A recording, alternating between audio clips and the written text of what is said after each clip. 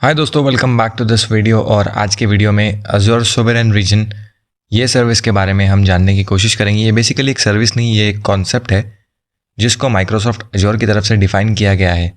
अभी इसका एक बहुत ही इंटरेस्टिंग रीज़न है क्यों ये कंसेप्ट माइक्रोसॉफ्ट अज़ूर में आया, या इसके पीछे की जो बैकग्राउंड स्टोरी है वो काफ़ी इंटरेस्टिंग है। अज़ूर सोवरेन रीजन ये कंसेप्ट माइक्रोसॉफ्ट अज़ूर में दो ऐसी कंट्रीज़ की वजह से आया जिसके वजह से माइक्रोसॉफ्ट को अपने कुछ कंप्लाइंस रिलेटेड, अपने कुछ सिक्योरिटी रिलेटेड रेगुलेशंस चेंज करने पड़े और उन कंट्रीज़ के गाइडलाइंस के हिसाब से अपने टेक्नोलॉजी को या फिर अपने प्रोसेस को डिफ़ाइन करना पड़ा।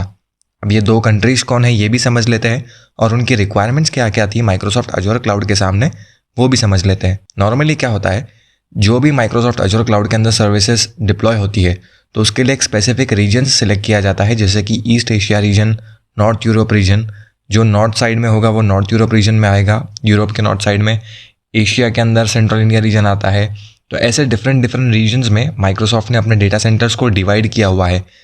डिफरेंट रीजन्स में डेटा सेंटर्स बने हुए हैं माइक्रोसॉफ्ट के, और जब भी आप जो रीजन सिलेक्ट करते हो तो आपकी अज़ूर की सर्विस उस रीजन के डेटा सेंटर के अंदर जाके डिप्लॉय होती है। जो भी नॉर्मल यूज़र होता है जो अपने ऑर्गेनाइजेशंस के लिए या पर्सनल यूज़ के लिए माइक्रोसॉफ्ट का अकाउंट लेता है, माइक्रोसॉफ्ट की सर्विस यूज़ करता है, तो उनके लिए माइक्रोसॉफ्ट ने एक स्टैंडर्ड रेगुलेशन, एक स्टैंडर्ड प्रोसेस, सिक्योरिटी गाइडलाइंस या फिर कंप्लाइंस गाइडलाइंस ऐसी बनाई हुई होती है जो माइक्रोसॉफ्ट के बेस्ट प्रैक्टिसेस के हिसाब से उन यूज़र्स को नॉर्मली फॉलो करनी होती है। उसके अलावा जाके वो कोई नया रूल नहीं इम्प्लीमेंट कर सकते या फिर कोई नई चीज़ नहीं ला सकते। जो माइक्रोसॉफ्ट ने डिफ़ाइन कर दिया है मतलब वो कर दिया है, और उसको फॉलो करते हुए ही हमें माइक्रोसॉफ्ट अज़ूर क्लाउड इनकी सर्विसेज यूज़ करनी है।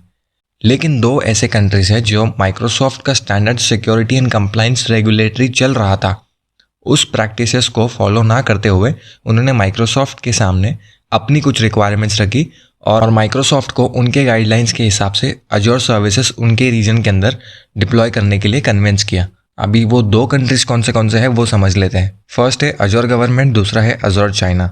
अज़ूर गवर्नमेंट और कोई नहीं, यूएस गवर्नमेंट है, और चाइना मतलब जो चाइनीज़ कंट्री है हमारी, वो कंट्री के बारे में यहाँ पे बात हो रही है।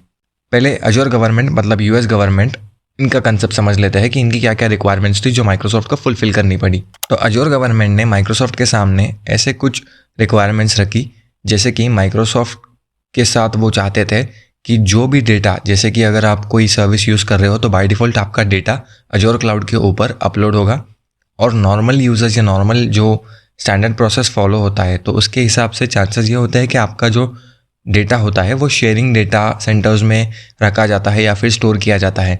लेकिन यूएस गवर्नमेंट ने माइक्रोसॉफ्ट को ये रिक्वायरमेंट रखी कि हमारा जो डेटा है, हमारा जो गवर्नमेंट का डेटा रहेगा, उसका डेटा हम किसी के साथ भी शेयर नहीं करना चाहते, ना ही हम कोई भी एंगल ऐसा चाहते हैं कि जिसकी वजह से हमारा डेटा कॉम्प्रोमाइज़ हो सिक्योरिटी रीजंस की वजह से। तो उन्होंने माइक्रोसॉफ्ट के सामने ऐसी रिक्वायरमेंट रखी कि उनके अलग से रीजन्स बने यूएस के अंदर जो सिर्फ स्पेसिफिकली यूएस गवर्नमेंट के लिए ही यूज़ होंगे, और उसके अलावा वो रीजन्स का या फिर वो डेटा सेंटर्स का एक्सेस किसी को नहीं रहेगा। तो ये रिक्वेस्ट एक्सेप्ट करते हुए माइक्रोसॉफ्ट ने यूएस के अंदर ऐसे स्पेसिफिक रीजन्स बनाए जो सिर्फ अज़ूर गवर्नमेंट या फिर यूएस गवर्नमेंट के लिए ही एप्लीकेबल रहेंगे। ऐसे कुछ रीजन्स बनाए गए जैसे कि US government Texas, US government Arizona, US DoD central. DoD का मतलब है डिपार्टमेंट ऑफ डिफेंस। मतलब अगर डिफेंस डिपार्टमेंट को अगर कोई सर्विस अज़ूर क्लाउड पे यूज़ करनी है, कोई डेटा अपलोड करना है, तो उनके लिए ये रीजन स्पेसिफिकली बनाए गए हैं, वो ये रीजन भी यूज़ कर सकते हैं। ऐसे इंपॉर्टेंट चीज़ें हैं या ऐसे इंपॉर्टेंट फैक्टर्स हैं जो अज़ूर गवर्नमेंट को और नॉर्मल माइक्रोसॉफ्ट अज़ूर को डिफरेंशिएट करता है।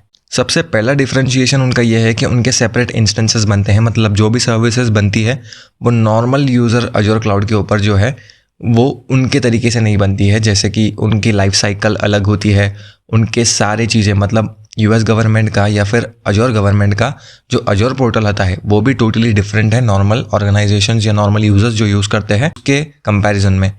उनकी सेपरेट लाइफ साइकिल बनाई गई है उनके सिक्योरिटी स्टैंडर्ड के हिसाब से, उनके रेगुलेशंस के हिसाब से। उनके सर्विसेज भी अलग उनके अज़ूर पोर्टल के डेटा सेंटर्स में ही डिप्लॉय होते हैं। जैसे कि हमने थोड़ी देर पहले ही बात की, उनके डेटा सेंटर्स भी अलग से रीजन्स में बने गए हैं, और वो डेटा सेंटर्स सिर्फ यूएस गवर्नमेंट ही यूज़ कर सकती है, और उन्हीं के सर्विसेज उस डेटा सेंटर में, उस रीजन में डिप्लॉय होते हैं। और जो उनके डेटा सेंटर्स होते हैं वहाँ पे सिर्फ कुछ ही लोगों को एक्सेस होता है जो उनके सर्विसेज भी यूज़ कर सकते हैं और उनके डेटा सेंटर्स में भी वो जा सकते हैं, या कुछ चेंजेस करना हो या फिर कोई डेटा का डिस्क चेंज करना हो या फिर कोई नेटवर्क हार्डवेयर चेंज करना हो, तो वैसे सिर्फ कुछ ही लोग हैं जिनको अथॉरिटी होती है जो वहाँ पे जाके चेंजेस कर सकते हैं और उनके सर्विसेज भी एक्सेस कर सकते हैं। तो इसीलिए अजोर गवर्नमेंट को टोटली डिफरेंट रखा गया है नॉर्मल अजोर एनवायरनमेंट से। दूसरा है हमारा अजोर चाइना।